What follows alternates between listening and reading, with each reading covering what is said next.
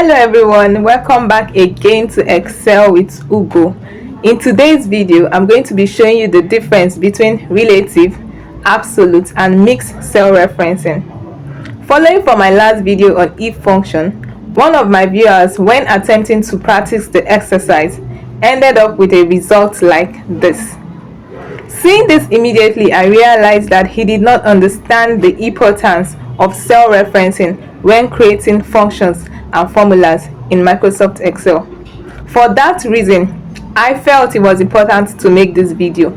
If you take a closer look at this formula, you would see that there are dollar signs in front of each column alphabet and each row numbers that was used to create this formula. And when you compare this particular formula with this one, you would see that there are no dollar signs in front of this formula. The dollar signs are what differentiate a relative cell referencing from an absolute cell referencing, and they are usually put in place to fix your cells so that when you copy your formulas, they don't end up shifting in the wrong position and leaving you with results like this. So let's get started. This is a hypothetical data of a store that sells different kind of products in various branches.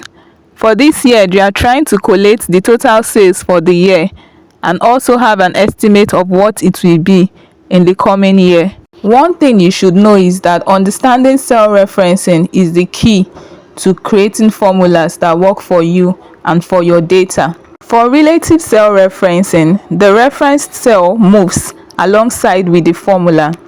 The relative cell referencing is the default and the most commonly used cell referencing in Microsoft Excel. Let's get the total of the products across the three branches. So we can either use the sum formula by typing equal to sum, then open the bracket and select the cells we want to sum and close the bracket, or we use the shortcut key Alt equals to get the total. Then afterwards we copy down using the autofill handle. Let's also get the total for each of the branches by using the shortcut key Alt equals. Then we can copy the formula to the right. Let's take a closer look at the formula. You can see it showing us some C6 to E6. And if we check the next one underneath it, it shows some C7 to E7. And when you go down again, it shows some C8 to E8. This is basically how the relative cell referencing works. When you reference a cell or range of cells in a given formula, and you copy that formula to another cell, the formula responds relative to the row number and the column alphabet of the new cell where it was copied to. All you just need to ensure is that the original cell where the formula is created is correct, so that when you copy it down or across, it will work accordingly. Now let's look at the absolute cell referencing.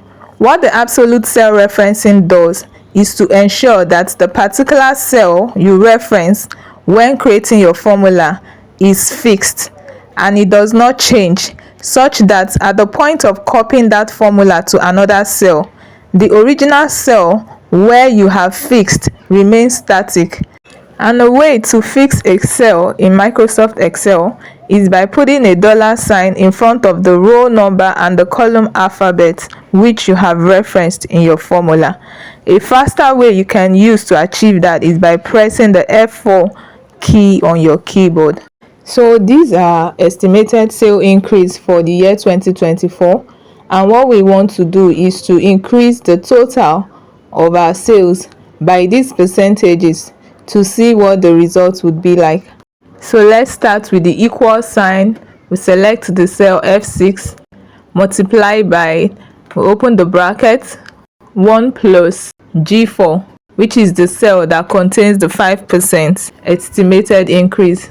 Then we close the bracket and press enter. Now let's copy the formula down and see what our result is. Wow, you can see the kind of figures that we are getting.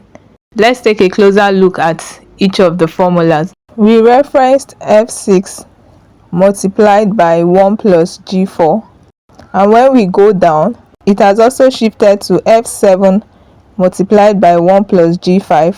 If we go down again, the formula has shifted to F8 multiplied by 1 plus G6. This is how it will continue going down so long as the cells remain unfixed.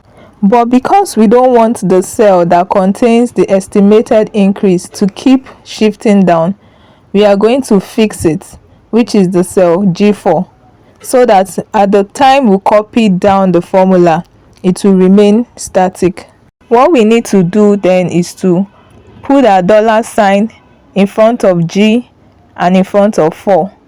A faster way to do that is to press F4 on your keyboard. And once this is done, that cell automatically becomes fixed. And when you copy the formula down, the cell remains static and it doesn't change. And if we look at the formula again, we can see that the cell G4 is fixed. And when we go down, only column F moves down alongside, but the cell G4 remains fixed. So that is how the absolute cell referencing works. That is the one you do not want to move, you fix it with the dollar sign. And by fixing, you fix both the row number and the column alphabet. Now we have checked for 5% estimated increase. We also want to check for the 10, 15 and 20% estimated increase without having to repeat the formula.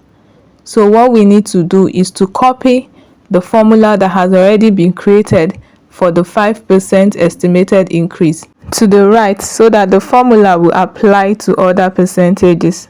Now let's take a closer look at our results after copying. You can see that F6 has shifted to G6, but the cell G4 still remains fixed.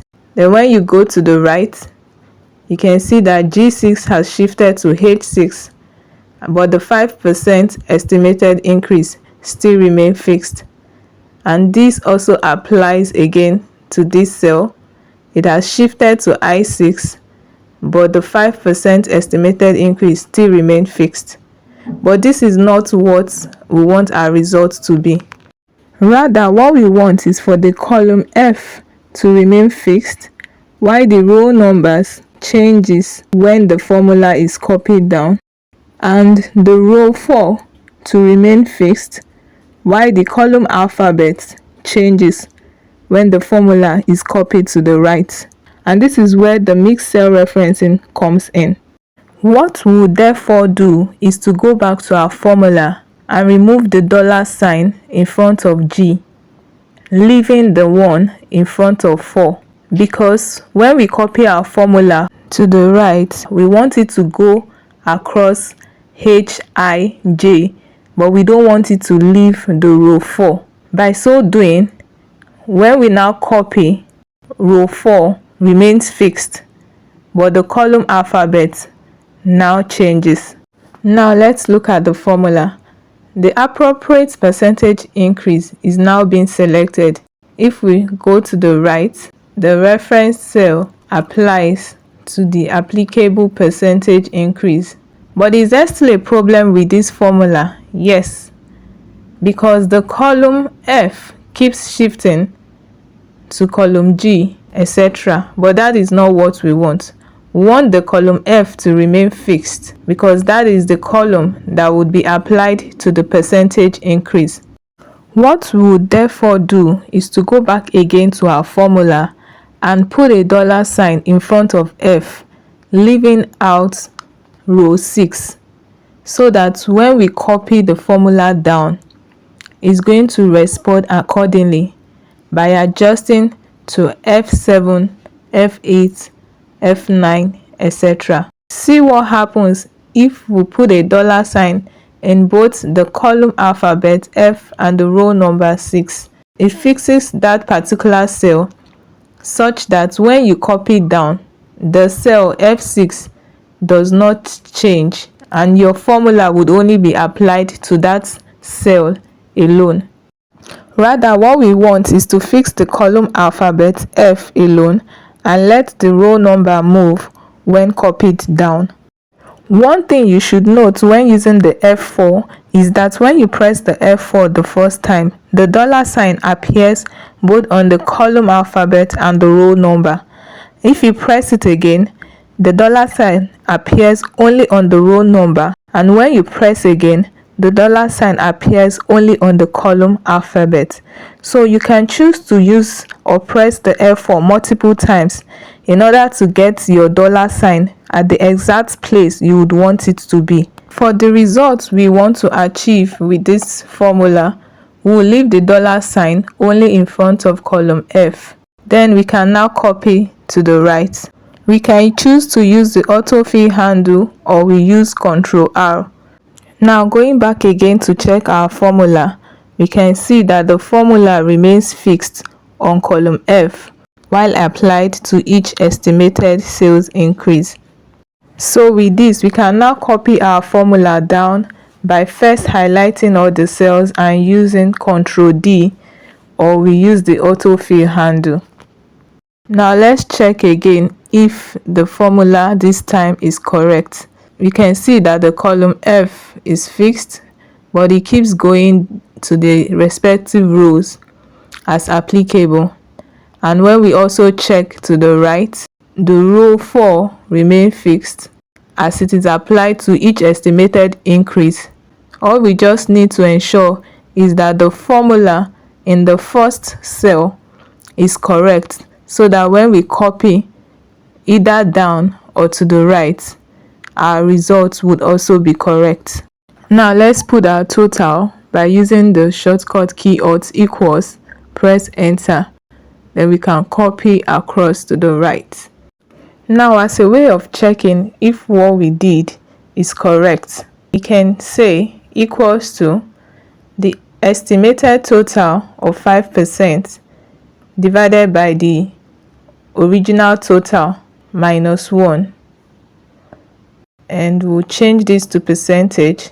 So this giving us a result of 5% confirms that our formula is correct. So I'll copy the formula to the right, but first I need to ensure that I fix the appropriate cells in this particular formula. So I'll press F4 once to fix F23, which is the original total in which the estimated total will be divided against. Then I'll press F4 twice to fix only the row 23, such that when I copy to the right, the formula will apply to each estimated total. Now this further confirms that our formula is correct. So this is basically what cell referencing is all about in Microsoft Excel. We have come to the end of today's video. I hope you enjoyed this session. Please, if you have any questions, drop it in the comment section and I'll do it to answer all. And your questions may just be a guide to the next video. Don't forget to give this video a thumbs up if you enjoyed it. Please remember to subscribe, like and share this video. Thank you for watching, and I'll see you in other videos. Bye for now.